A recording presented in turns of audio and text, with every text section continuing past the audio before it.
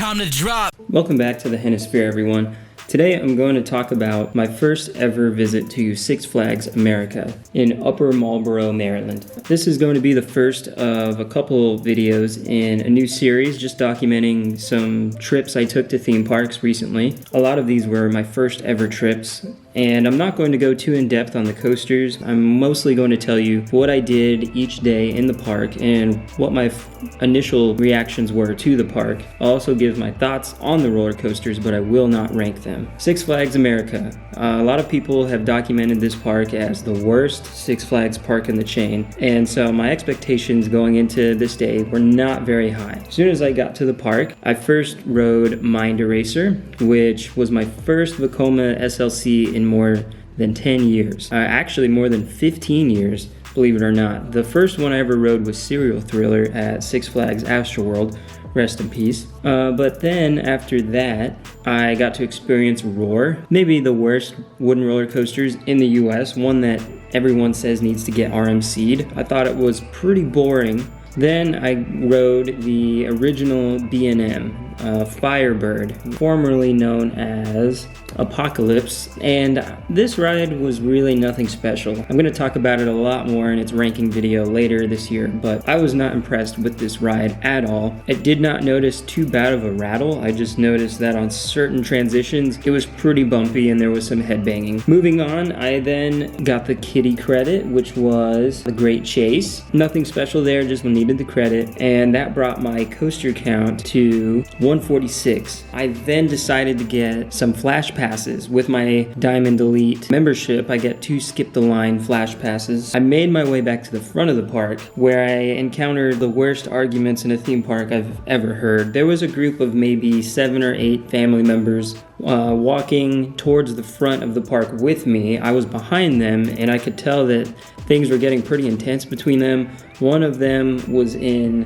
one of those powered wheelchairs. All of these family members were trying to decide, what ride are we going to do next? What do we want to do for the rest of the day? And some of them wanted to go chill for a little bit and not ride anything. Other ones felt like they should have gone on some of the big roller coasters, and that's the reason they came there. They got into a big argument.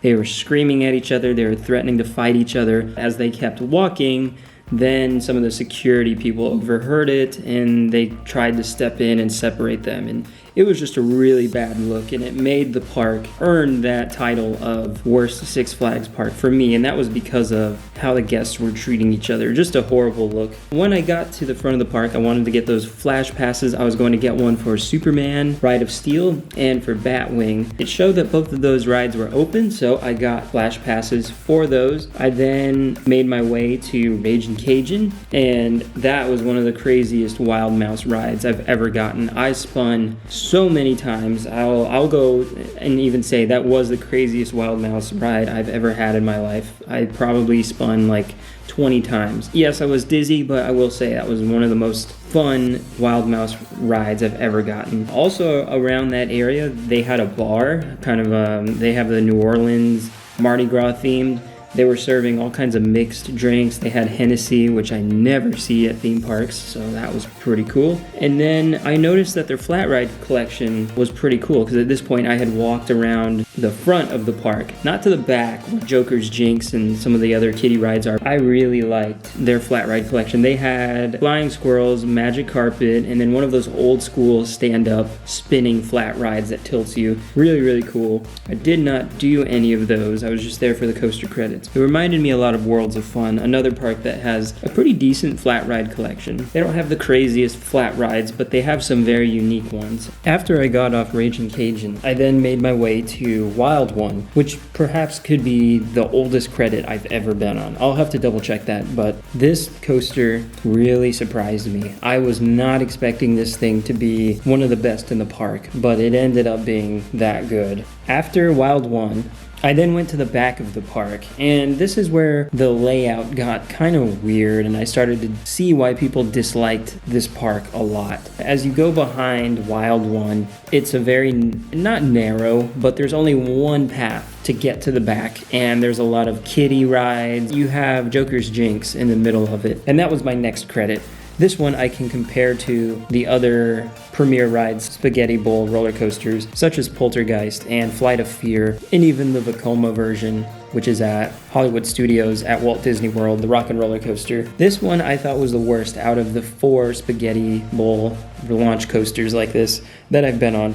I thought that it was very slow, and you can see it in the footage. The ride ended up going down for weather multiple times throughout the day, and when it rained, it got even slower and it almost valleyed. I also noticed that there was a weird beeping noise coming from the launch tunnel.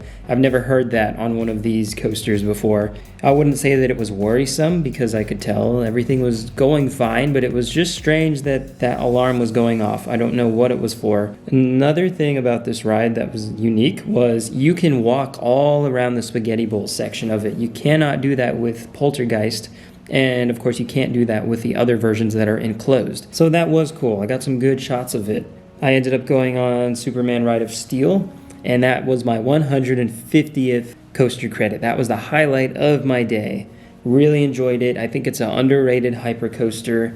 No, I have not been on Superman at Six Flags New England. Everyone says that that one's better. It looks like it is, and whenever I get a chance to ride it, I will probably share that same opinion. But for what Superman Ride of Steel is with a very unique layout, I enjoyed it. I did not think the layout was weak. I thought it was very fun. I like being low to the ground. After this, it was about 3:30 in the afternoon. Some things were still down because of weather, but everything was operating again at 4 p.m. and the lines had gotten pretty long. Wild One had a 30-minute wait, while Superman still did not have very long of a wait, but it was long enough to where the flash pass that I got for it didn't matter because it fed into where the line was backed up.